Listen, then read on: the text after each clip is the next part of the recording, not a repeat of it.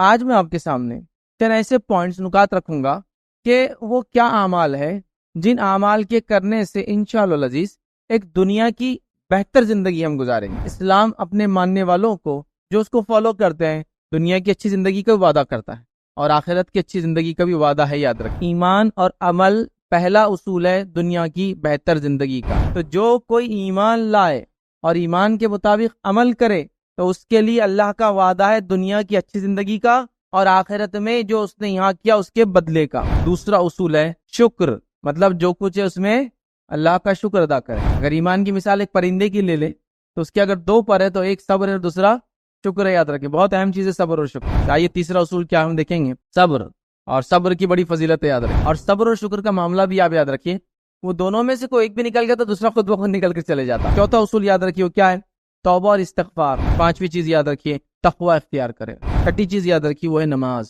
ساتویں چیز جس سے دنیا کی بہتر زندگی ہوتی وہ ہے دعا کرنا، دعا عبادت ہے۔ آٹھویں چیز جو آج ہم دیکھیں گے یاد رکھیے وہ ہے ذکر الہی، اللہ کا ذکر۔ کیوں؟ الا بذکر اللہ تطمئن القلوب، اللہ کے ذکر میں انسان کے دل کیا پاتا ہے، اطمینان۔ نواں کام جو آپ کو کرنا ہے یاد رکھیے دنیا کی اچھی زندگی کے لیے وہ ہے توکل کرنا اللہ پر۔ توکل کا معنی ہوتا ہے جس ذات پر آپ نے توکل کرنے کا، بھروسہ کرنے کا دعویٰ کیا ہے اس ذات پر مکمل طور سے آپ کو اعتماد ہو، اس کو بولتے ہیں توکل۔ تو آخری اصول جو آج آپ کے سامنے رکھوں گا وہ یہ ہے مسلمان بھائی کی پریشانی دور کرنا۔ تو یہاں ہماری پریشانی کو اگر ہم دور کرنا چاہتے ہیں تو ہم نکل کر دوسروں کی پریشانیوں کو دور کرتے چلے، یاد رکھیں تو ہماری پریشانیاں بھی انشاءاللہ دور ہو جائیں گی۔ کہ ایک انسان کی دنیا کی بہتر زندگی کیسے ہو سکتی ہے، کیونکہ دیکھیے دنیا میں اور آپ جو کچھ بھی کرتے ہیں اس کا کہیں نہ کہیں مقصد یہ ہوتا ہے کہ دنیا کی اچھی زندگی گزر جائے۔ کچھ بھی آپ کماتے ہیں کس لیے کماتے ہیں، دنیا کی اچھی زندگی گزر جائے۔ جو کچھ بھی کام کرتے ہیں، اچھا نیک لوگ جو کچھ کرتے ہیں وہ بھی سوچتے ہیں دنیا کی اچھی زندگی ہو اور آخرت بھی ہو جائے۔ برے لوگ بھی جو کچھ کرتے ہیں وہ اس لیے کرتے ہیں کہ دنیا کی زندگی اچھی ہو جائے۔ کرپٹ لوگ کرپشن کر رہے ہیں تاکہ دنیا کی زندگی اچھی ہو جائے۔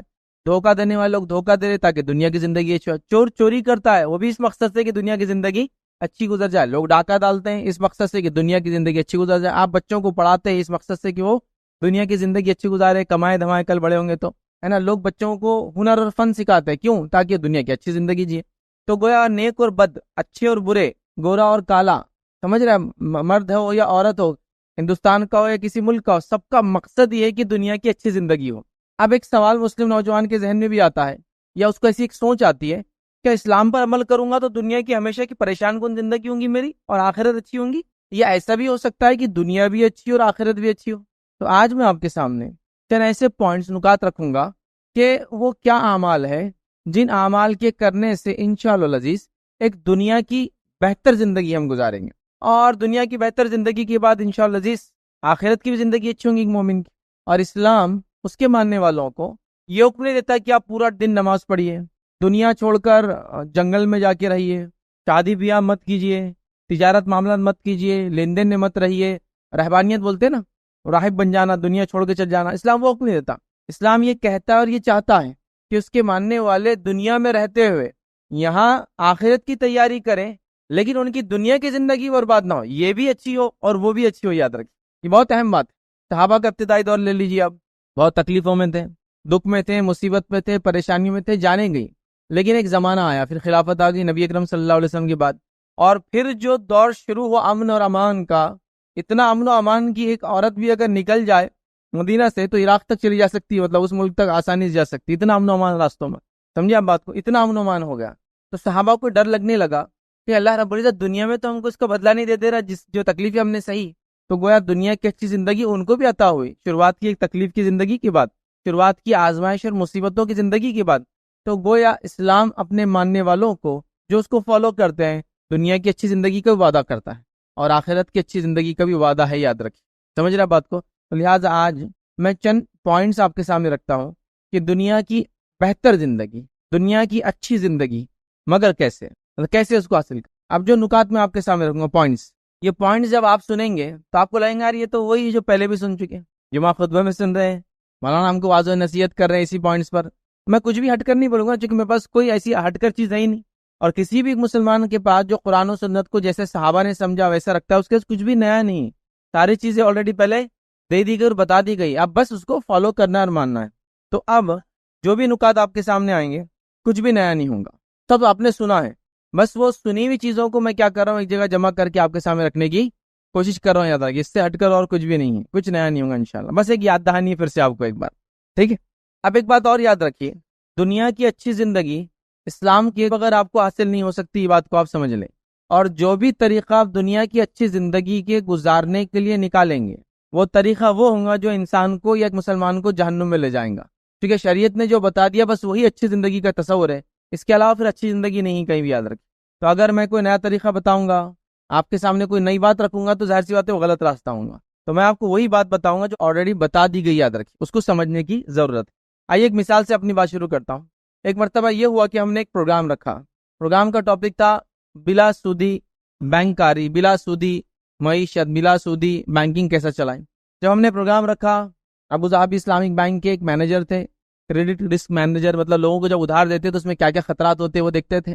اورنگ آباد آنا ہوا تو ہم نے ان کا ایک پروگرام رکھ دیا۔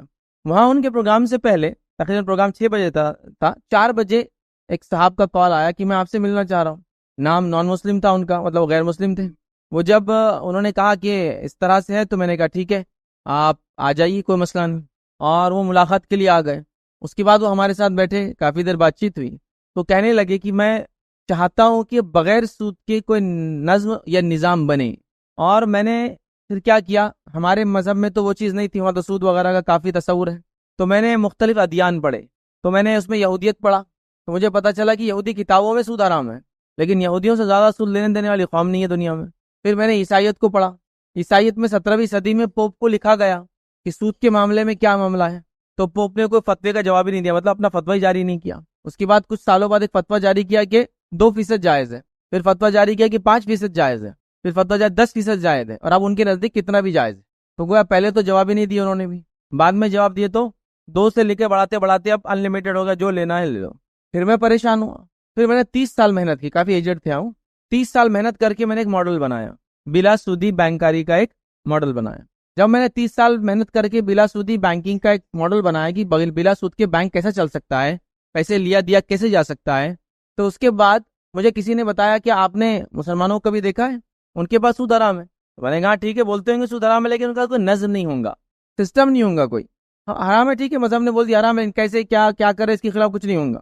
پھر مجھے تھوڑی عقل آئی، میں نے بولا چلو دیکھتے ہیں کیا ہے اس میں بھی، میں نے پڑھنا شروع کیا اس کو، تو مجھے تو پورا ایک انسٹیٹیوشن، مطلب ایک پورا نظم ملا، ایک نظام تھا آلریڈی مسلمانوں کے پاس، جو بغیر سود کے لینے دینے کا ایک سسٹم ان کے پاس بنا ہوا تھا۔ تو میں بڑا تعجب اور حیرت میں رہ گیا، اور میں آپ کے سامنے کہتے ہوئے شرماؤں گا نہیں، انہوں نے مجھ سے کہا کہ میں نے 30 سال اپنے زندگی کے برباد کر دیے، اگر پہلے میں مسلمانوں کو اور اسلام کو اسٹڈی کر لیتا تو ہو سکتا ہے اس 30 سال میں کچھ نیا کام کرتا، اس سے اوپر والا، مطلب آپ لوگوں کے پاس نظام ہے تو اس کو عمل میں کیسا لا، شاید میں اس میں محنت کرتا، تو میں نے 30 سال اس کے اندر برباد کر دی۔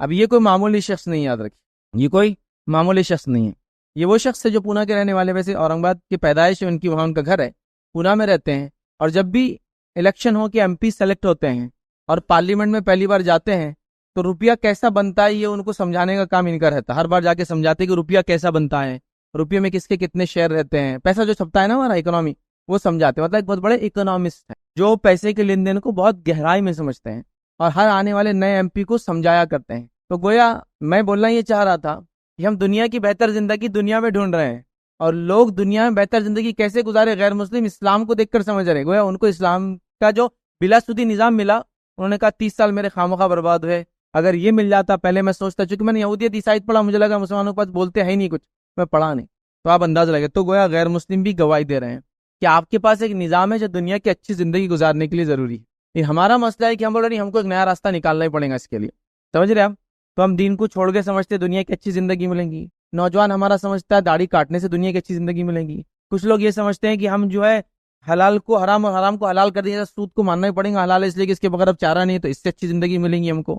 کچھ لوگ یہ سوچتے ہیں کہ شادی بیاہ اسلام نے اتنا روکھا دیا، اس میں کوئی نہیں، ہم کو اپنے دور سے 10 دن پہلے سے شادی شروع کرنا پڑیں گی، 50 دن بعد تک منانا پڑیں گی، تب مزہ آئیں گا، تو ہم اپنے طریقے سے شادی ایجاد کر رہے ہیں، اپنے طریقے سے میتوں کو وہ کر رہے ہیں، ہر سسٹم اپنا نکال رہے ہیں، حالانکہ اسلام نے دے دیا۔ تو غیر مسلم 30 سال اپنا سر پٹک کے واپس آ کر کہہ رہا ہے کہ تمہارے پاس سسٹم تھا، اور مسلمان افسوس کی باتیں یہاں سے نکل کے کہیں اور تلاش کرے، شاید اچھی زندگی یہاں ہو، انجوائمنٹ یہاں ملے۔ تو آئیے میں آپ کے سامنے چند اصول رکھتا ہوں، دنیا کی اچھی زندگی آپ کیسے گزار سکتے اور کیسے ملیں گی۔ آئیے پہلا اصول کیا ہے دنیا کی اچھی زندگی کے لیے جو شریعت نے مجھے اور آپ کو دیا، اور جو باتیں ہم کو ملتی ہے، اس کی ترتیب بھی دیکھیے میری اپنی ہے، اور نکات کا سلیکشن بھی میرا اپنا ہے، تو اس کے اندر آپ اس سے زیادہ بھی نکات آ سکتے ہیں. میں نے جو بہتر سمجھا ایک 10 پوائنٹ آپ کے سامنے رکھ دوں گا، اس سے زیادہ بھی علماء آپ کو بتائیں گے کتابوں میں، آپ وہ چیزیں پڑھ سکتے ہیں. اور یہ 10 کیوں چنا؟ مجھے بہتر لگا کہ میں یہ 10 کو چنوں اپنے اعتبار سے. بہرحال تو آئیے، پہلا اصول کیا ہے دنیا کی بہتر زندگی کا؟ وہ ہے ایمان اور عمل. ایمان اور عمل پہلا اصول ہے دنیا کی بہتر زندگی کا. یہ میں نہیں کہہ رہا، آپ قرآن ہم پڑھیں گے، قرآن کو دیکھیں قرآن کیا کہتا ہے، سنیے غور سے. اللہ تعالیٰ قرآن فرماتا سورہ نحل سورہ نمبر 16 اور اس کی آیت نمبر جو 97 میں اللہ فرماتا کہتا، اللہ فرماتا من عمل صالحا من ذکر او انثى وهو مؤمن فلنحيينه حیاة طیبہ ولنجزینهم اجرهم باحسن ما كانوا يعملون. اللہ فرماتا کہتا ہے کہ جو کوئی نیک کام کرے، چاہے وہ مرد ہو چاہے عورت ہو، لیکن ہو وہ ایمان والا. اللہ کیا فرما رہا ہے؟ جو شخص نیک عمل کرے، مرد ہو یا عورت ہو، بشرط ہے کہ وہ ایمان والا ہو، تو اسے ہم یقیناً بہت اچھی زندگی عطا کریں گے اور ان کے نیک اعمال کا بدلہ ان کو ضرور دیں گے. تو اچھی زندگی عطا کریں گے مطلب یہ، اور نیک عمل کا ضرور بدلہ دیں گے مطلب مرنے کے بعد کی زندگی. تو جو کوئی ایمان لائے اور ایمان کے مطابق عمل کرے تو اس کے لیے اللہ کا وعدہ ہے دنیا کی اچھی زندگی کا، اور آخرت میں جو اس نے یہاں کیا اس کے بدلے کا. یہ ہے، یاد رکھیں. تو یہ ہے اصل زندگی کے اصول کہ اچھی زندگی ہمیں تب مل سکتی ہے جب ایمان اور عمل پر ہم چلیں. میں بات کیوں رکھ رہا ہوں؟ ہمارے پاس یہ سوچا جا رہا ہے کہ ایمان کو چھوڑنے سے، ایمان کو چھپانے سے، عمل کو رد کرنے سے، عمل کو چھوڑنے سے ہم دنیا کی اچھی زندگی پا سکتے ہیں.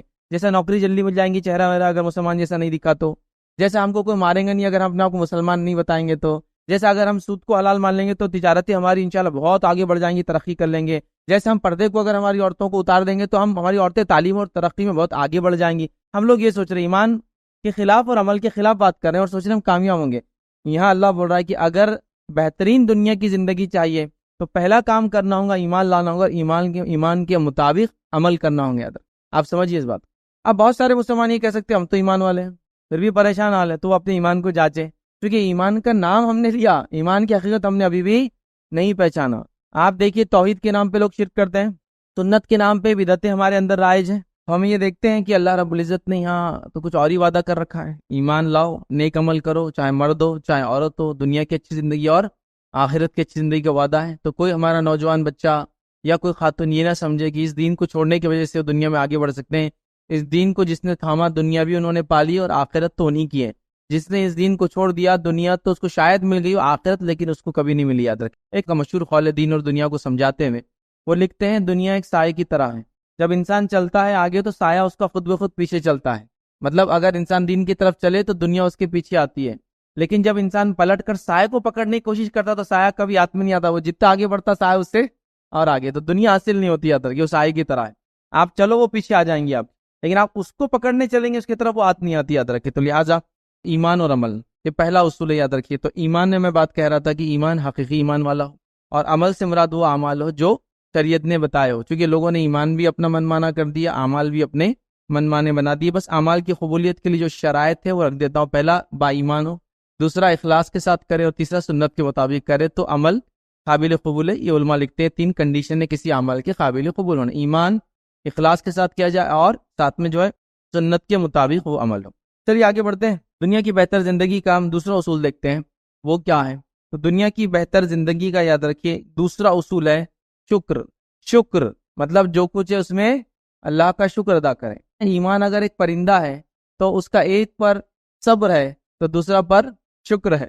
بہت اہم ہے. اگر ایمان کی مثال ایک پرندے کی لے لے تو اس کے اگر 2 پر ہے تو ایک صبر ہے اور دوسرا شکر ہے. یاد رکھیے بہت اہم چیز ہے صبر اور شکر. تو بہرحال ہم شکر کو پہلے دیکھیں گے کہ شکر یاد رکھیے کرنے سے دنیا کی بہتر زندگی انسان گزارتا ہے. یاد رکھیے. اب انسان شکر گزار کب بنتا ہے اس کا طریقہ بھی جان لے. دنیا میں اپنے سے نیچے لوگوں کو دیکھنا اور دین میں اپنے سے اوپر والوں کو دیکھنا. تو دنیا میں نیچے والوں کو دیکھنے سے شکر ادا کرتا ہے انسان. پھر ہمارا پیمانہ پورا اپوزٹ ہے. جیسا مثال کے طور پر کوئی کہے آپ نمازیں پڑھیے نا تو آپ بولتے ہیں وہ مولانا کے بچے خود نہیں پڑھتے تو ہم تو کبھی کبھی جمعہ پڑھ لیتے نا، ہم تو بہت آگے ان سے. دنیا کے اندر ہمارا الٹا رہتا، ارے انہوں نے 2 گاڑی لے لی تو ہمیں تیسری گاڑی آنا ضروری ہے. تو دنیا میں ہم اپنے سے اوپر والوں کو دیکھتے ہیں اور دین میں اپنے سے نیچے والوں کو. جبکہ اصول کیا ہے؟ دین میں اپنے سے اوپر والوں کو دیکھو. اگر آپ 5 ٹائم نماز پڑھتے تو تہجد گزار انسان کو دیکھو. 5 ٹائم نماز پڑھتے تو اس کو دیکھو جو موقعہ کے ساتھ 5 ٹائم نماز پڑھتا ہے. اگر آپ موقعہ کے ساتھ 5 ٹائم نماز پڑھتے تو اس کو دیکھو موقعہ کے علاوہ 5 ٹائم نماز کے علاوہ جو نوافل ادا کرتا ہے. تہجد گزار ہے، تو ایسا ہوتا ہے. تو دین میں اپنے سے اوپر اور دنیا میں اپنے سے نیچے، اس سے آدمی میں شکر پیدا ہوتا ہے. یاد رکھیے یہ بڑی اہم چیز ہے، یاد رکھیے شکر گزاری اللہ رب العزت کی. آئیے اللہ رب العزت کیا فرماتا ہے سورہ ابراہیم سورہ نمبر 14 اس کی آیت نمبر 7 میں اللہ فرماتا ہے، کہتا ہے وَإِذْ تَأَذَّنَ رَبُّكُمْ لَئِن شَكَرْتُمْ لَأَزِيدَنَّكُمْ. اللہ فرماتا ہے، کہتا ہے کہ تیرا رب اس چیز کا اعلان کر چکا ہے کہ اگر شکر گزار بنو گے تو تمہیں اور مزید دوں گا. اگر تم میرا شکر ادا کرو گے تو میں اور تم کو مزید دوں گا. تو اگر ہم اللہ کا شکر ادا کرتے تو اللہ میں اور کیا کرتا ہے؟ مزید عطا فرماتا ہے، اور زیادہ عطا فرماتا ہے. یاد رکھیں اب ہمارا معاملہ یہ کہ ہمارے پاس جو کچھ ہے اس میں صرف اور صرف ہمارے کلمات اور جملے ناشکری کے. مثال لے لیجیے، اللہ تعالیٰ نے آپ کو کھیتی دی ہے تو وہ 1 ایکڑ تو دیے، اس کے بعد 10 ہے. اگر آپ شکر نہیں ادا کرتے جو آپ کے پاس، اس کا نقصان کیا ہوتا ہے معلوم ہے؟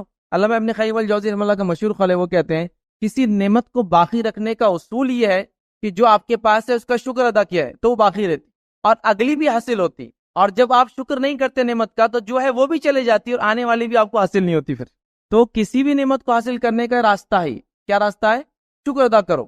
تو اللہ کیا کرتا ہے؟ اس نعمت کو قائم رکھتا. مطلب مثال کے طور پر 1 ایکڑ ہے، شکر ادا کر رہے تو وہ بھی قائم رہیں گا، اللہ مزید اور دیں گا اس.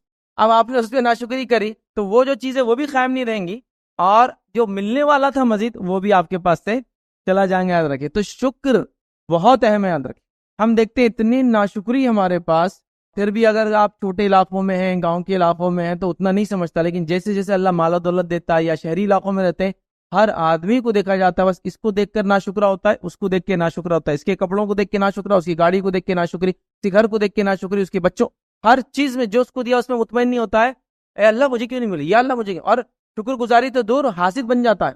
حسد کرنے والا، حسد کس کو کہتے ہیں؟ مانو آپ کی نعمت کو دیکھ کر اگر مجھے برا لگ رہا ہے، یہ کیوں اس کے پاس ہے، یہ حقدار تو نہیں اس کے پاس کیوں ہے، تو یہ حسد ہے. پھر حسد کرنے والا 2 چیزوں میں سے ایک چیز سوچتا ہے، پہلا یہ سوچتا ہے اللہ یہ میرے کو مل جانا، اور دوسرا یہ سوچتا ہے میرے کو ملے نہ ملے اس سے چھین جانا. یہ ہوتا ہے.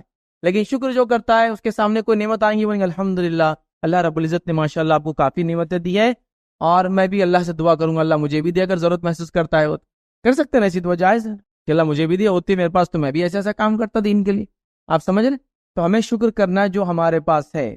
صرف 2 موقع ایسے ہیں جب آپ کسی کو دیکھیں تو آپ حرص کر سکتے ہیں، خواہش کر سکتے ہیں کہ میں بھی ایسا ہونا. خالی 2 موقعوں پر ہے، باقی کسی میں نہیں. کسی کا گھر دیکھ کر نہیں ہے، گاڑی دیکھ کر نہیں ہے، بیوی بچے دیکھ کر نہیں ہے، مال دولت کھیتی دیکھ کر نہیں ہے. 2 چیزوں میں ہے خالی، جس کو دیکھ کر آپ بول سکتے کاش میرے پاس بھی ایسا ہونا تھا. وہاں آپ حرص کر سکتے، تھوڑا وہاں آپ خواہش بھی رکھ سکتے، وہاں دعا بھی کر سکتے. کون 2 لوگ ہیں؟ نبی اکرم صلی اللہ علیہ وسلم فرمایا پہلا اس مالدار انسان کو اگر آپ دیکھو جو اللہ کے راہ میں خرچ کرتا، آپ بول سکتے کاش میں بھی اتنا مالدار ہوتا نا تو ایسی خرچ کرتا جتنا یہ کر رہا. تو یہاں آپ کر سکتے. دوسرا ایک ایسے علم والے کو دیکھو جو اس علم پہ عمل کرتا ہے، تو جب اس کو دیکھ کر بھی آپ بول سکتے کاش میرے پاس بھی اتنا علم ہوتا نا تو میں بھی اس پہ ایسے ہی عمل کرتا. بس اس کے علاوہ کسی کو دیکھ کر آپ کو کچھ بھی نہیں سوچنا ہے. آپ سمجھ؟ پھر اطمینان رکھنا ہے جو آپ کے پاس ہے اور شکر ادا کرنا اللہ. تو شکر بڑی اہم چیز ہے. ہم لوگوں میں سے اکثر لوگ دیتے اتنی ناشکری کرتے ہیں، مردوں میں بھی یہ حال ہے اور خواتین میں بدرجہ اولا بہت زیادہ ہی حال ہے. چور محنت کر کے آ رہا دن بھر، پھر بھی اس کی امید ہے وہ اس سے زیادہ کچھ کمائیں. کیا کریں گا؟ کوشش تو کر رہا ہے نا. ہاں سست ہے، کاہل ہے تو ایک الگ بات ہے، آپ اس کو موٹیویٹ کرے، بڑھاوا دے کہ تم کچھ کرو. لیکن اگر وہ سب کچھ کرتا ہے، تقدیر میں اگر اتنا ہی رزق ہے تو پھر کیا کرنا ہے؟ تو شکر بڑی اہم چیز ہے. مرد ہو یا عورت ہو، ہم کو جو اللہ رب العزت کا شکر گزار پڑنا پڑے گا. اچھا شکر صرف منہ سے ادا نہیں ہوتا، یاد رکھیں ہمارے پاس شکر کے کلمات لوگ ہوتا ہے الحمدللہ اللہ نے بہت دیا، اپنے الحمدللہ اللہ نے دیا، اور دلی میں جلن چالو یہ موبائل میرے پاس کیوں نہیں ہے، یہ فرق الحمدللہ بہت ہے اپنے پاس. تو صرف لفظ نہیں ہونا، شکر آپ کے عمل سے بھی ظاہر ہو. نبی اکرم صلی اللہ علیہ وسلم اللہ تعالیٰ کے شکر گزار بندے تھے. آپ کثرت سے نمازیں پڑھتے تھے. صحابہ نے پوچھا اللہ کے رسول آپ تو بخشائے ہیں پھر بھی اتنی نمازیں، تو کیا کہ میں اپنے رب کا شکر گزار بندہ نہ بنوں؟ آپ راتوں میں نوافل اتنی زیادہ پڑھتے ہیں کہ آپ کے پیروں پر ورم، سجن بولتے ہیں اس، سجن آ جاتی. سمجھ رہے بات؟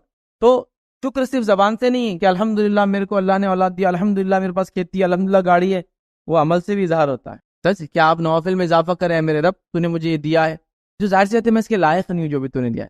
سمجھ رہے؟ یہ تیرا فضل ہے مجھ پر. تو شکر یاد رکھیے بڑی اہم چیز. آئیے تیسرا اصول کیا ہم دیکھیں گے جو دنیا کی بہتر زندگی کا ہے، وہ ہے صبر. اور صبر کی بڑی فضیلت ہے، یاد رکھیے بہت زیادہ، یاد رکھیے بہت زیادہ. اور صبر اور شکر کا معاملہ بھی آپ یاد رکھیے، وہ دونوں میں سے کوئی ایک بھی نکل گیا تو دوسرا خود بخود نکل کے چلے جاتا. وہ دونوں ساتھ ہی رہتے ہیں ایک دوسرے کی.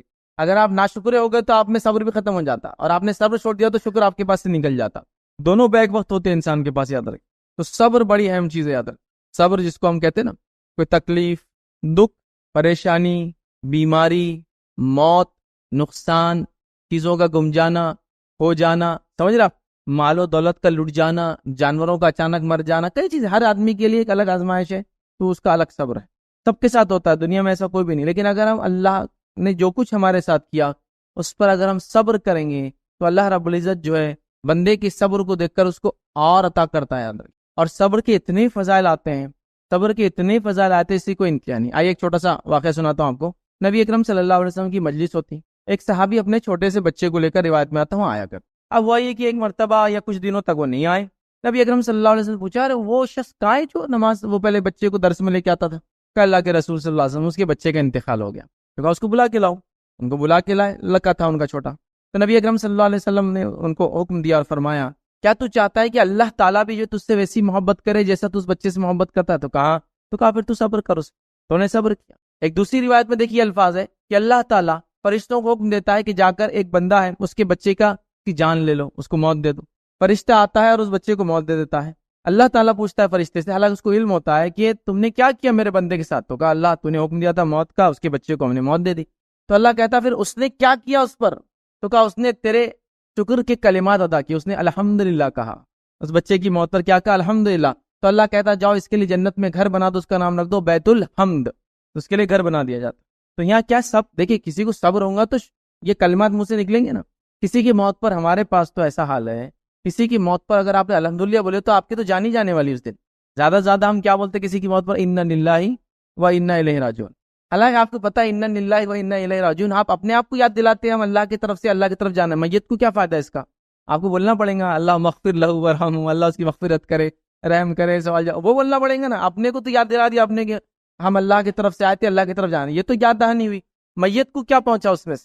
اپنے آپ کو بولنا پڑے گا آپ کو اللہ اس کی مغفرت رحم، تو انا للہ ہی سب سے لاسٹ ورڈ رہتا ہوں، اور وہ بھی صرف موت پہ بولا جاتا ہے۔ آپ کو پتا ہے ایک مرتبہ ہم چھوٹے تھے، تھوڑا بہت تو علم تھا کہ انا للہ و انا الیہ راجعون موت پر، نقصان پر، چیز کے گمنے پر، کھو جانے پر پڑھ سکتے ہیں۔ تو ایک صاحب ملے، ان کی طبیعت بہت خراب ہے، تو میں انا للہ، اور مرے تھوڑی، وہ ابھی زندہ ہے بولے، میں نے کہا لیکن صحت تو چلے گئی نا، نقصان ہوا نا اس کا، تو پڑھ سکتے ہیں اللہ کی طرف سے۔ تو نہیں بولے صرف مرے تو پڑھنا، تب چھوٹے تھے تو وہی سیکھ لیا ہم نے، کیا مرے تو پڑھنا، پتہ نہیں کتاب میں غلط لکھا ہوا ہوں گا کہ نقصان پہ پڑھ سکتے، کسی کو چیز کونے پڑھ سکتے نہیں، صرف مرے تو پڑھنا۔ تو ویسے ہی ہے، آپ کوئی کسی کا انتقال ہو جائے اور الحمدللہ بولے تو اس کی تو پورا گاؤں مل کے جان ہی لے لیں گا، شکر ادا کر رہا میرا باپ مر گیا، تو شکر ادا کر رہا میرا بھائی چلے گا دنیا، نہیں، وہ اللہ کی تعریف کر رہا ہے ہر حال میں، چاہے کوئی پیدا ہو چاہے کوئی مرے، الحمدللہ علی کل حال، ہر حال میں اللہ رب العزت کا شکر ادا کرنا چاہیے۔ یاد رکھیں یہ بہت بڑی بات ہے، یہ بہت بڑی بات ہے، اس کو سمجھے۔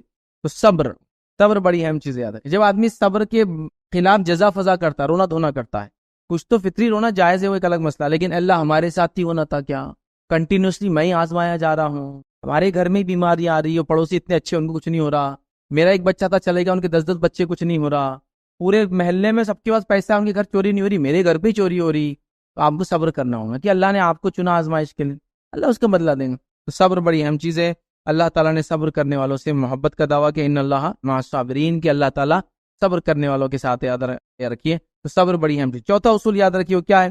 توبہ اور استغفار۔ توبہ اور استغفار دنیا کی بہترین زندگی کا ایک اہم اصول ہے، یاد رکھیے، اس لیے کہ گناہ انسان کی زندگی کو برباد کر دیتے ہیں، اس میں نحوست لاتے ہیں، اس کے اندر خیر و برکت چھین لی جاتی ہے، اس کی وجہ سے برائیاں آتی ہیں، یاد رکھیں۔ تو جب انسان اپنے گناہوں سے توبہ کرتا ہے، توبہ اور استغفار، تو اللہ رب العزت خوش ہو کر اس کی دنیا کی زندگی اچھی کر دیتا ہے، یاد رکھیں۔ اور توبہ اور استغفار کے لاتعداد فائدے، یاد رکھیں۔ آئیے ایک چھوٹے سے واقعے سے پھر اپنی بات کو رکھتا ہوں۔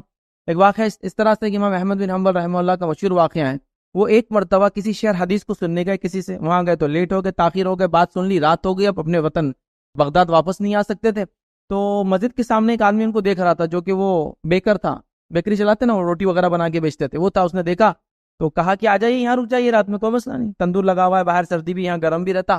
اب جب وہ آٹا گوندتا تھا تو استغفار کثرت سے کرتا تھا، روٹی ڈال رہا تو استغفار کرتا، تو امام احمد بن حنبل کو تھوڑا سا تجسس ہوا، کہا تجھے اس استغفار سے کبھی فائدہ ہوا کہ کچھ؟ اس کثرت سے تو کر رہا ہے، گونتا ہے تو استغفار کرتا ہے، ڈالتا ہے بریڈ تو استغفار کرتا ہے، تو کچھ فائدہ ہوا؟ کہا فائدہ ہوا۔ کہا کیا فائدہ ہوا؟ تو کہا ایسی میری کوئی دعا نہیں جو اللہ نے آج سنی نہ ہو آج تک، بولے استغفار کی کثرت سے ایسی کوئی دعا ایسی نہیں ہے جو اللہ نے میری آج تک سنی نہ ہو، سوائے ایک کے، مطلب انہوں نے ایکسیپشن بھی دیا، ایک نہیں ہوئی باقی سب ہو گئی. تو کہا کیا ہے؟ تو کہا میں وقت کے سب سے بڑے محدث سے ملنا چاہتا ہوں، امام احمد بن حنبل سے. ان سے ملاقات آج تک نہیں ہوئی، باقی میرے سارے مسائل حل ہو گئے، میری ساری دعائیں قبول ہو گئی. تو کہا اس کی وہ دعا بھی اس دن استغفار کی وجہ سے قبول ہو گئی تھی. امام احمد بن حنبل اس سے مل لیے، بلکہ اس کے مہمان بنے، اس کے اس دکان کے اندر، بیکری شاپ کے اندر رکے. تو یہ استغفار یاد رکھ. استغفار صرف گناہوں کے معافی کے لیے نہیں، بلکہ انبیاؤں کا تو یہ شعار تھی، پہچان تھی کہ وہ بغیر گناہ کے استغفار کرتے تھے، توبہ کرتے تھے. تو استغفار یاد رکھی، بڑی اہم چیز ہے. توبہ اور استغفار ویسے دونوں الگ الگ تھوڑا سا معنی ہے، لیکن ایک ساتھ استعمال. توبہ کا معنی ہے گناہ کے راستے پہ چل رہا تھا، پلٹ کے اللہ کی طرف آ گیا. اور استغفار ہے جو گناہ پہلے کر چکا تھا اس کے لیے معافی مانگتا ہے. تو توبہ پلٹنا، استغفار جو پہلے گناہ کیا تھا اس مطلب پیچھے جو چھوڑ کر آیا تھا گناہ صاف کرنا. تو توبہ زندگی کو بدلنا، استغفار جو گناہ ہو چکے معاف کرنا. اور نیک انسانوں کی پہچان ہے وہ بغیر گناہ کے بھی استغفار کرتے رہتے، چونکہ انبیاؤں کی شان اور ان کی پہچان تھی، سب استغفار کرتے تھے اپنے رب سے. بہرحال آئیے استغفار کے فائدے کیا ہوتے ہیں. 4 فائدے آپ کو رکھ دیتا ہوں، خالی جو قرآن میں خود ہے تو وہ رکھ دیتا ہوں، تفصیل میں نہیں جاتے. نوح علیہ السلام اپنی قوم کو دعوت دیتے ہیں، اور دعوت میں کیا کہتے ہیں سنیے. اللہ فرماتا ہے فَلْتُسْتَغْفِرُوا رَبَّكُمْ إِنَّهُ كَانَ غَفَّارًا، کہ انہوں نے کہا کہ اے اللہ میں نے اس قوم کو دعوت دی اور ان کو کہا کہ میری قوم تم اللہ سے معافی مانگو، استغفار کرو، تم اس کو دیکھو گے کہ وہ تم کو معاف کرے گا. یرسل السماء علیکم مدرارا، اور اگر تم استغفار کرو گے تو تم دیکھو گے اللہ آسمان سے موسلا دار بارش برسائیں گا، اچھی والی بارش برسائیں گا. مدرارا وَيُمْدِدْكُمْ بِأَمْوَالٍ وَبَنِينَ، اور تم کو بڑھا دے گا مال میں اور اولاد میں. اموال مال میں اور بنین اولاد میں تم کو بڑھا دے گا. کیا کرنے سے؟ استغفار. ٹھیک ہے. پھر آگے فرماتے اور کہتے ہیں اور بیٹو اور تمہاری مدد کرے گا اور تمہارے لیے باغات پیدا کریں گا. ٹھیک ہے. اور آسمان سے بارش برسائیں گا، باغات پیدا کریں گا اور اس میں نہریں جاری کر دیں گا. آپ سمجھتے اتنے فائدے استغفار کے کہ بارش برسائیں گا اللہ تعالیٰ. بارش سے تعلق میرا سیدھے ہو یا نہ ہو، لیکن بارش نہ ہونے سے نقصان میرا بھی ہوتا ہے. آپ سمجھ رہے؟ میں کھیتی باڑی نہیں بھی کرا تو بارش نہیں تو مجھے پتا چلا شہر میں دودھ مہنگا ہو گیا، شکر فلاں ہو گئی، مطلب بارش نہیں ہوئی. تو آج بھی آسمان کی طرف دیکھنا انسان کی فطرت، اس کے بغیر اس کے لیے چارہ نہیں آج بھی آتا. تو بارش برسیں گی استغفار کی کثرت سے. تو اگر گاؤں میں بارش نہیں ہے، کھیت میں بارش نہیں، استغفار کیجیے. پانی نہیں ہے، استغفار کیجیے. ٹھیک ہے. اس کے بعد اولاد نہیں ہے، استغفار کیجیے، کہ تو اولاد میں اللہ بڑھا دیتا ہے استغفار کرنے والوں کو. مال میں کمی ہے تو استغفار کیجیے، اللہ مال بڑھا دیں گا. اب دنیا کی اچھی زندگی مال سے تو کہیں نہ کہیں جڑی ہے. میں نہیں کہہ رہا مال نہیں ہے تو بری زندگی ہے، لیکن اور انسان اضافہ کر سکتا ہے اپنا اعمال میں کم وقت میں. مالدار لوگ دیکھیے خرچ کر کے کیا کیا نہیں کر لیتے ہیں اور کتنے آگے بڑھ جاتے ہیں اعمال کے اندر. ٹھیک ہے. اور اس کے بعد نہریں جاری کر دیں گا اور باغات عطا کریں گا. تو گویا نہریں ہمارے اس میں جاری ہو جائیں گے، اللہ باغات دیں گا. تو استغفار کے لا تعداد فائدے. ہمیں چاہیے کہ ہم استغفار کریں، اور جب قوم استغفار کرتی تو اللہ اس پہ عذاب بھی نہیں لاتا ہے. کیا فرمایا اللہ نے سنیے. وَمَا كَانَ اللَّهُ مُعَذِّبَهُمْ وَهُمْ يَسْتَغْفِرُونَ. اللہ کیسے کسی قوم پہ عذاب لائیں گا جبکہ وہ استغفار کرتی ہے؟ اللہ کیسے کسی قوم پر عذاب لائیں گا جبکہ وہ کیا کرتی ہے؟ استغفار کرتی ہے. تو بہرحال استغفار کریں. 5ویں چیز یاد رکھیے، تقوی اختیار کریں. تقوی دل کی کیفیت ہے، دل کی دنیا کے بدلنے کو عام زبان میں کہیں گے، اور ویسے اس کو ڈر کہتے ہیں، ہے نا.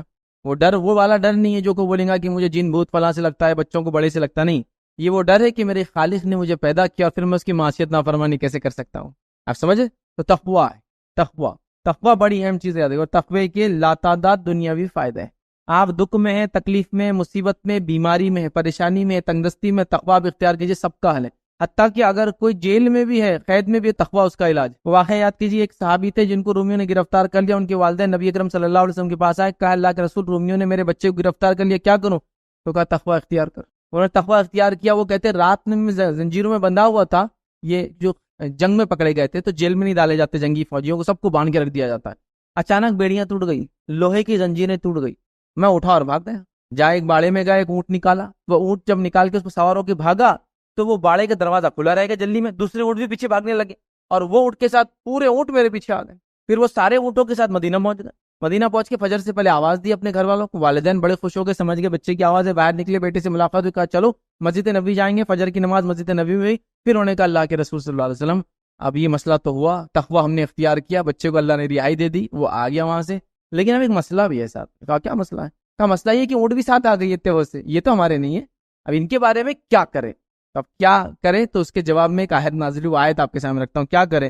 تو اس میں اللہ رب العزت سورۃ طلاق کی ایک آیت تھی، اس میں اللہ نے فرمایا وَمَن يَتَّقِ اللَّهَ يَجْعَل لَّهُ مَخْرَجًا وَيَرْزُقْهُ مِنْ حَيْثُ لَا يَحْتَسِبُ. جو اللہ کا تقوی اختیار کرتا ہے اللہ اس کو نکلنا آسان کرتا ہے اور وہاں سے روزی دیتا ہے جہاں سے سوچا بھی نہ ہوگا. کہا یہ اونٹ تیرے ہو گئے، وہاں سے روزی دیا جہاں سے گمان نہیں تھا. مسئلہ تھا نا، اونٹ تو ان کے نہیں تھے، وہ تو بھاگنے کے لیے تو پورے آ گئے. وَمَن يَتَّقِ اللَّهَ يَجْعَل لَّهُ مَخْرَجًا۔ عبداللہ ابن عباس رضی اللہ عنہ اس آیت کے تعلق سے فرماتے ہیں یہاں مخرجہ سے مراد ہے دکھوں سے، تکلیفوں سے، بیماریوں سے، پریشانیوں سے، مصیبتوں سے، تنگ دستی سے نکلنا آسان کر دیتا ہے تقوی کی وجہ سے، دل کی دنیا بدلنے کی وجہ سے، اور ایسی جگہ سے روزی دیتا ہے جہاں سے سوچا بھی نہ ہوگا۔ دیکھیے اب آپ کو ایک آفر آیا رشوت لے کے کام کر دو، آپ نے تقوی اختیار کر لیا۔ اب تقوی اختیار کرنے سے ایک نقصان تو ہو گیا، 10,000 واپس چلیں گے، 10,000 تو بڑی رشوت بول دیا میں نے، کیوں 100 روپئے واپس چلیں گے، سمجھو چھوٹی موٹی رشوت والا معاملہ۔ تب دل کو تو لگ رہا یہ تو دنیا چلے گئی آتے آتے، لیکن آپ نے کیا اختیار کیا تھا؟ تقوی۔ اب اللہ کا ذمہ ہے آپ کو وہ روزی دینا، لا کر کہاں سے دیں گے وہ اللہ کا معاملہ ہے۔ اچھا جب ہم رزق کی بات کرتے، روزی کی بات کرتے، تو رزق کے اندر صرف پیسہ نہیں آتا، یہ بات بھی آپ سمجھیے، رزق میں کھیتی باڑی بھی آتی، رزق میں اولاد بھی آتی، رزق کے اندر اچھی صحت بھی آتی، رزق کے اندر پیسہ بھی آتا، آپ سمجھ؟ تو رزق دیں گا وہ یرزق، تو رزق ملیں گا تو آپ یہ مت سوچو اب 100 روپے کی رشوت چھوڑ دیا، تقوی اختیار کر 100 روپے کم ملیں گے، نہیں، ہو سکتا 100 روپے جو خرچ ہونے والے تھے بیماری میں وہ بچ جائیں گے، ہو سکتا جو 100 روپے بیماری میں خرچ ہونے والے تھے وہ بچ جائیں گے، یہ رزق۔ ہو سکتا اولاد نافرمان ہو جاتی تمہارے سود خوری رشوت خوری سے، اللہ اس کی حفاظت کریں گے، یہ ہے یاد رکھیے۔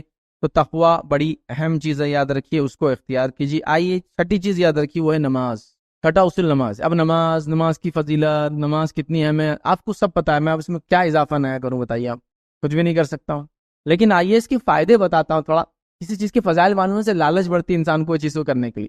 اب فرض نماز کے کیا فضائل ہے وہ میں نہیں بولوں گا آپ کو، یا اس کا اجر کیا ہے، میں ایک نفل نماز کے فضائل بتاتا ہوں، تو فرض کے فضائل قیاس کر لینا اس کے اوپر خالی۔ آئیے کیا فائدے، خالی ایک کون سی نماز؟ نفل۔ کون سی نفل نماز؟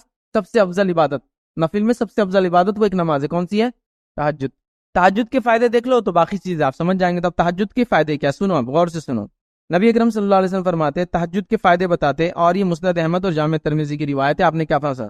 تم رات کا قیام ضرور کیا کرو، تم رات کا قیام ضرور کیا کرو، کیونکہ یہ تم سے پہلے صلحاء کی عادت تھی، تم سے پہلے نیک لوگوں کی عادت، ٹھیک ہے، ایک فائدہ، نیک لوگوں کی عادت آپ اپنا لیں گے۔ دوسرا فرماتے ہیں اور رات کا قیام اللہ سے قریب کرتا ہے، دوسرا فائدہ، رات کا قیام تم کو کیا کریں گے؟ اللہ سے قریب کرتا ہے اور گناہوں سے بچاتا ہے۔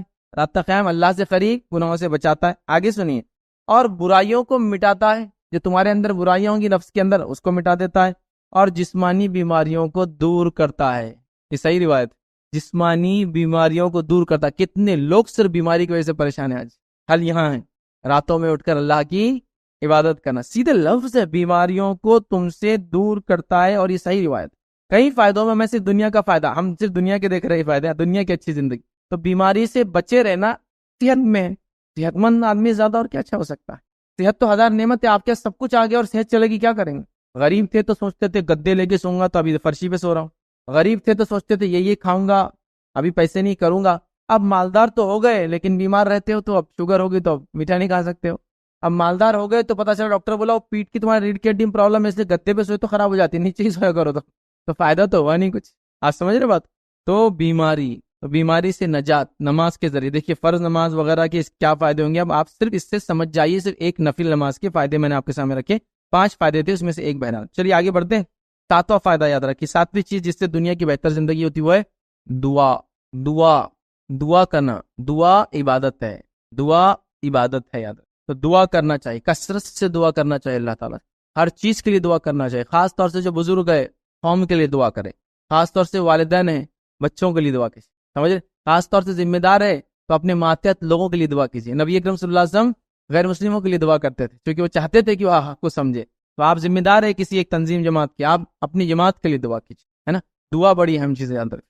انبیاء علیہ الصلوۃ والسلام کو دیکھیے، ان کی دعائیں دیکھیے کیسی کیسی کرتے تھے، اور دعاؤں میں جو ان کی سوچ اور مطلب جس کو بولیں گے بلندی تھی، وہ عجیب تھی، معلوم کہ اپنے لیے نہیں نسلوں کے لیے دعائیں کرتے تھے۔ ہماری دعا تو بس ایسا کل کا مسئلہ ہو جائے، آج کا مسئلہ ہو جائے، بچہ پاس ہو، ایسی رہتی، ان کی رہتی تھی اللہ میری نسلوں کو توحید پر قائم رکھنا۔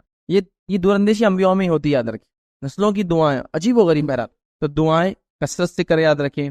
دعا کرنے کے 3 میں سے ایک فائدے ہوتے ہیں، الگ الگ حدیثیں ہیں، سب کچھ جمع کر کے میں مفہوم رکھ رہا ہوں، 3 میں سے ایک فائدہ ہوتا ہے، کیا ہوتا ہے دیکھیے، پہلا فائدہ جو مانگا وہ مل جاتا ہے، دوسرا فائدہ جو مانگا وہ نہیں ملتے ہوئے اس کے برابر کوئی تکلیف دکھ بیماری اللہ ہٹا دیتا ہے، اور تیسرا دنیا میں کچھ نہیں ملتا لیکن آخرت میں اس کا نام اعمال میں بدلے کی شکل میں آپ کو ملے گا۔ 3 میں سے ایک فائدہ، مانگا جو مل گیا، گاڑی چاہیے گاڑی مل گئی، گاڑی مانگا نہیں ملی لیکن فائدہ یہ ہوا کہ آپ کی موت تھی کسی گاڑی کے نیچے آ کر اللہ نے ٹال دیا اس کو، چلو ٹھیک ہے، تو ایک مصیبت کو ٹال دیا اس کے برابر جس لیول کی دعا تھی۔ تیسرا اس کو اس کا بدلہ آخرت میں بتایا جائے گا کہ کتنا اس کو فائدہ ہوا، تو دعا سے کیا ہوتا؟ یا تو قبول ہو جاتی تو آپ نے جو مانگا مل جائے گا، نہیں تو کم از کم ایک مصیبت دنیا کی ٹل جائیں گی، اور مصیبت میں جب آدمی نہیں رہیں گا دنیا کی اچھی زندگی گزاریں گا۔ تو دعا کثرت سے دعائیں کیجیے، ذمہ دار ہونے کے ناطے، ماں باپ ہونے کے ناطے، ٹھیک ہے، ہر اعتبار سے، اپنے لیے، دیگر دوسروں کے لیے، سب کے لیے۔ 8ویں چیز جو آج ہم دیکھیں گے یاد رکھیے، جو اصول ہے جو بہتر زندگی کا، وہ ہے ذکر الہی، اللہ کا ذکر۔ کیوں؟ اعلیٰ بذکر اللہ تطمئن القلوب، اللہ کے ذکر میں انسان کے دل کیا پاتا ہے؟ اطمینان۔ آج لوگ اطمینان کے لیے کیا کیا نہیں کرے بتائیے مجھے۔ لوگ گانے سنتے کیوں؟ ان کو لگتا ہے اس میں سکون اطمینان ہے۔ لوگ فلمیں دیکھ رہے کیوں؟ تھوڑا ریلیکس محسوس ہوتا ہے، یا انٹرٹینڈ ہوتے ہیں، مطلب یا تو مزہ آتا ہے یا تو اچھا لگتا ہے نا، مطلب وہ پریشان ہے بول کے اس کو یہ سب چیزیں دیکھنا پڑتی ہے بیچارے کو، ہے نا۔ تو ہم لوگوں کے دل کہیں اور اطمینان کو تلاش کر رہے ہیں، لیکن اصل اطمینان کہاں ہے؟ اللہ کے ذکر میں ہی۔ یاد رکھ، اللہ کے ذکر میں اصل اطمینان ہے۔ اس چیز کو آپ کو اور ہم کو سمجھنے کی ضرورت ہے، یاد رکھ۔ اور صحابہ صحابیات اس کثرت سے ذکر کرتے، خود نبی اکرم صلی اللہ علیہ وسلم فجر کے بعد سے لے کر اشراق تک ذکر کیا کرتے تھے، تسبیحات، دیگر چیزوں کا وہ کرنا، قرآن کی تلاوت یا ان صورتوں کو خاص پڑھنا جو بتایا گیا، ذکر و اذکار۔ ذکر و اذکار سے دل اطمینان پاتے ہیں۔ آج ہم ڈپریسڈ ہیں، ٹینسڈ ہے، پریشان ہیں دنیا سے، اس کے حالات سے، آپ اللہ کا ذکر کیجیے، آپ کے دل کو اطمینان ملیں گے۔ یہ اصل چیز، مال و دولت آپ کے پاس بہت ہے، لیکن اگر دل میں سکون نہیں تو کیا کریں گے آپ؟ تو دل کا سکون ٹائم ہے معلوم، اللہ کے ذکر میں۔ جو اس کو کرتا ہے، جو اس کا فائدہ اٹھاتا ہے، وہی بتا سکتا ہے اس کا فائدہ کیسے ہوتا ہے۔ سمجھ آپ؟ 9واں کام جو آپ کو کرنا ہے یاد رکھیں دنیا کی اچھی زندگی کے لیے، وہ ہے توکل کرنا اللہ پر۔ توکل کا معنی ہوتا ہے جس ذات پر آپ نے توکل کرنے کا، بھروسہ کرنے کا دعویٰ کیا ہے، اس ذات پر مکمل طور سے آپ کو اعتماد ہو، اس کو بولتے ہیں توکل۔ سمجھے آپ؟ توکل کرنے سے کیا ہوتا ہے معلوم کو؟ توکل کرنے سے اللہ رب العزت آپ کو رزق عطا فرماتا ہے۔ کیسے عطا فرماتا؟ سنیے، عمر ابن خطاب رضی اللہ عنہ سے حدیث کے راوی فرماتے ہیں، کہتے ہیں اللہ کے رسول صلی اللہ علیہ وسلم فرمایا کہ اگر تم ویسا اللہ پر توکل کرو جیسا توکل پرندے کرتے ہیں، وہ خالی پیٹ گھروں سے باہر نکلتے ہیں اور شام بھر پیٹ گھر واپس آتے ہیں، تو اللہ بھی تم کو ویسے روزی دیں گا جیسے پرندوں کو روزی دیتا ہے۔ توکل، سمجھ رہے آپ؟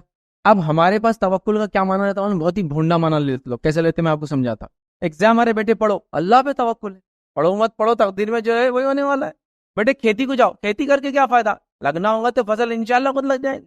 یہ وہ توکل ہے جو انبیاءوں کا بھی نہیں تھا کہ کچھ مت کرو اور چیزیں ہو جائیں گی۔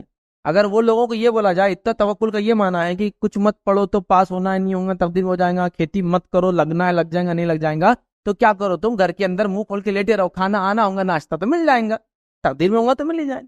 دوپہر میں بھی کھانے منہ کھول کے رکھو، آنا ہے تو آ جائے گا، نہیں آنا ہے نہیں آئے گا۔ تو نہیں کوشش کرنا، اپنا کام ہے جانا، امی کو بولنا، ورش کھانے میں ڈھونڈنا، خود بنانا۔ تو ہم یہ بولے توکل کا معنی کیا ہے معلوم؟ حدیث خود بتا رہی، پرندے اپنے گھونسلوں میں بیٹھ کے توکل نہیں کرتے، کیا کرتے ہیں؟ گھونسلوں سے حدیث میں نکلتے ہیں، تو آپ بھی نکلو نا۔ پرندے الگ ڈھنگ سے کھاتے پیتے ہیں، ان کو ایسا اللہ نے کھیتی باڑی نہیں کرنا پڑتا ہے، کمانا نہیں پڑتا ہے، وہ چلتے چلتے چگ لیتے ہیں۔ ہمارے لیے روزی الگ ڈھنگ سے ملتی ہے ہم کو، وہ اڑ کے نکلتے ہیں، ہم بازار میں نکلیں گے، ہم کھیت میں جائیں گے، آفیسز کے چکر ماریں گے اور وہاں تلاش کریں گے۔ سمجھ رہے بات؟ یہ توکل ہے۔ عبد الرحمن ابن عوف رضی اللہ عنہ، مدینہ ہے تو کچھ بھی نہیں تھا، مواخات باندھی کی بھائی چارہ، جس سے مواخات باندھی، انہوں نے کہا آپ کے لیے سب کچھ حاضر آدھا آدھا کا، کچھ بھی نہیں چاہیے۔ صبح بھی تو کہا مجھے بس بازار کا راستہ بتا دو۔ روایت میں آتا پہلے دن بازار جا کے اور رات میں اس دن کے کھانے کا سامان کا انتظام خود کر لیا۔ یہ توکل۔ یہ نہیں کہا کہ میں تو سیٹ تھا مکہ میں، تو اب یہاں کوئی میرے کو سیٹ بنائیں گا تو میں کہوں گا نہیں، نکلے ہوں گے چھوٹا موٹا حمالی کی ہوں گی، لوگوں کا سامان اٹھا دیا ہوں گا وغیرہ، پھر اللہ نے زندگی میں کیسی برکت دی۔ اور عبد الرحمن ابن عوف رضی اللہ عنہ کی تجارت کی خصوصیت تھی، جو کم منافع میں زیادہ بڑی بڑی تجارتیں کرتے تھے، اور آج بھی لوگ جانتے ہیں بڑے بڑے جو اسٹاکسٹ ہوتے ہیں، ہول سیلرز رہتے ہیں، وہ بہت زیادہ نہیں کماتے ہیں، لیکن اتنا ٹرن اوور رہتا ہے کہ کم اس میں زیادہ۔ لیکن یہ کوئی اصول نہیں ہے کہ وہ اتنا کمانا بولے کہ کھانے میں جتنا نمک رہتا ہے، ایسا کوئی شرعی اصول نہیں یاد رکھیے۔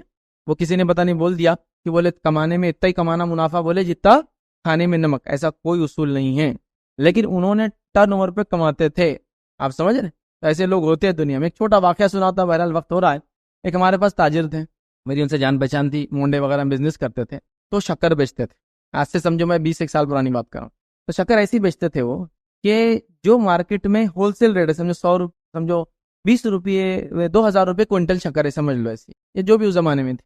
اور اس کا 1 کلو کا کتنا ہوگا؟ 20 روپیہ، سمجھو 2000 روپے کوئنٹل، تو 20 روپے کی 1 کلو ہوگی۔ تو وہ 20 روپے میں آپ جو بھی لے جاؤ، پاؤسر بھی لیں گے تو 5 روپے میں دیں گے، آدھا کلو لیں گے 10 روپے میں دیں گے، 1 کلو لیں گے 20 روپے میں دیں گے۔ تو میں نے ایک دن کہا پورے موڑنے میں جو ہے 1 کوئنٹل شکر 2000 میں ملتی ہے، اور تم تو 1 کلو بھی دیتے ہو 20 روپے میں، منافع کیا ہے تمہارا اس کے اندر؟ یا تم کو اس سے کم دام میں شکر کہاں سے ملتی؟ تو بولے نہیں فیض میرا منافع شکر میں ہے ہی نہیں. بولے ہاں پھر کیا کرتے ہو؟ تو اس ٹائم میں شکر باردان میں آتی تھی، تھیلے معلوم موٹے والے باردان، اس میں آتی تھی. تو کہا میں تقریباً یہ چونکہ ہول سیل ریٹ میں ریٹیل کرتا ہوں تو ڈیلی 35 سے 40 کنٹل بیچتا ہوں، اور ایک تھیلا جو خالی ہوتا ہے 150 روپے میں بکتا ہے. تو میں صرف تھیلوں میں کمائی کرتا ہوں ڈیلی، شکر میں نہیں کرتا ہوں. وہ باردان 150 روپے کے نکل رہے، 40 باردان نکل رہے روز، کتنے میں بیچ دے رہے؟ 6000 روپے میں. تو میرا منافع بولے شکر میں ہے ہی نہیں، میرا منافع اس کے تھیلوں میں ہے پورا. سمجھے بات کو؟ تو کرنے والے کر لیتے ہیں، برکت کے فائدے اٹھاتے. دیکھو لوگوں کی مدد بھی کر رہا ہے آدمی، خود کا فائدہ بھی کر رہا ہے، لیکن ہول سیل بزنس ہے. اب میں بتانا چاہ رہا نا کہ عبدالرحمن بن عوف رضی اللہ عنہ تو زیادہ تجارت کرتے کم منافع میں، لیکن یہ صاحب تو جو بیچ رہے اس چیز میں تجارت ہی نہیں کر رہے، اس کے آنے والے اسکریپ سمجھے بولیں گے اس میں تجارت چل رہی ہے ان کی. آپ سمجھیے اس چیز. اور لوگ ہیں دنیا میں سے. تو عبدالرحمن بن عوف رضی اللہ عنہ کو اللہ نے بہت برکت دی تھی، بہت کم منافع میں بہت بڑی تجارت کرتے تھے، لیکن اتنا بڑا بزنس تھا کہ وہ بھی منافع بہت زیادہ ہو جاتا تھا، اتنا کہ جس کی بہرحال کوئی انتہا نہیں.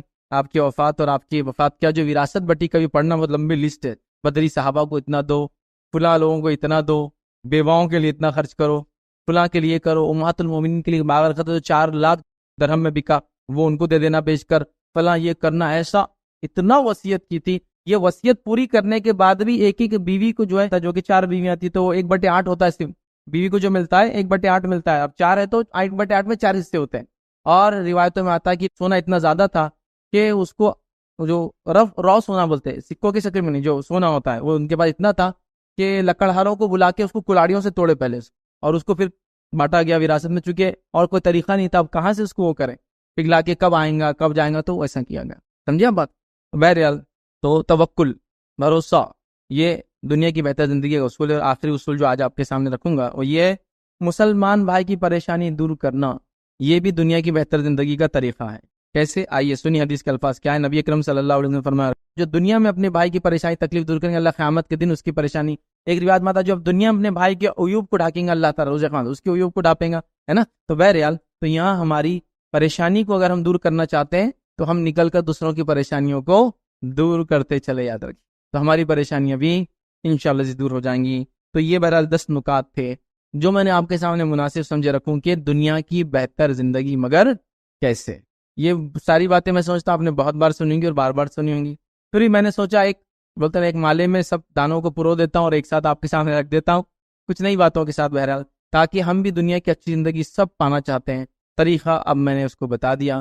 نیا راستہ ڈھونڈنا نہیں، کوئی نیا راستہ آپ نکالیں گے تو وہ جنت کی طرف نہیں جانے والا ہے. شریعت نے جو بتا دیا بس وہی ایک طریقہ یاد رکھیں. ٹھیک ہے، تو لہٰذا اس طریقے پہ ہم نے 10 نکات دیکھے، لیکن صرف یہ 10 نکات نہیں تھے. علماء نے اور بھی بہت سارے نکات لکھے. میں نے جو بہتر سمجھے، اہم سمجھے، اپنے اعتبار سے ترتیب دے کے آپ کے سامنے رکھی تاکہ یہ دنیا کی اچھی زندگی ہم گزاریں اور آخرت انشاءاللہ ہماری اچھی ہو. اسی پر اپنی بات کو ہم ختم کریں گے. اللہ رب العزت سے دعا ہے کہ اللہ سبحانہ تعالیٰ ہماری دنیا کی زندگی بہتر کرے اور آخرت میں ہمیں کامیاب کرے. اپنی کتاب کا پڑھنا، سمجھنا اور عمل کرنا ہمارے لیے آسان کریں. جب تک ہمیں زندہ رکھے اسلام اور ایمان پر زندہ رکھے، خاتمہ ہمارا ایمان پر ہو. وآخر دعوانا الحمدللہ رب العالمین. سبحان ربک رب العزت عما یصفون وسلام علی المرسلین والحمدللہ رب العالمین. السلام علیکم. آپ بھی ہمارے اس کام میں تعاون کریں اپنی زکات و صدقات کے ذریعے. ڈونیشن ڈیٹیلز کے لیے ڈونیٹ پر کلک کریں. اگر آپ کو ہماری ویڈیوز پسند آئے ہیں تو اسے شیئر کریں اور ثواب کے حقدار بنیں. روزانہ ہماری ویڈیوز کو پانے کے لیے ہمارے یوٹیوب چینل کو سبسکرائب کریں اور بیل آئکن دبائیں. ہم سے دیگر سوشل میڈیا پر جڑنے کے لیے ویڈیو میں دیے گئے آئی ڈی کو سرچ کریں. جزاک اللہ.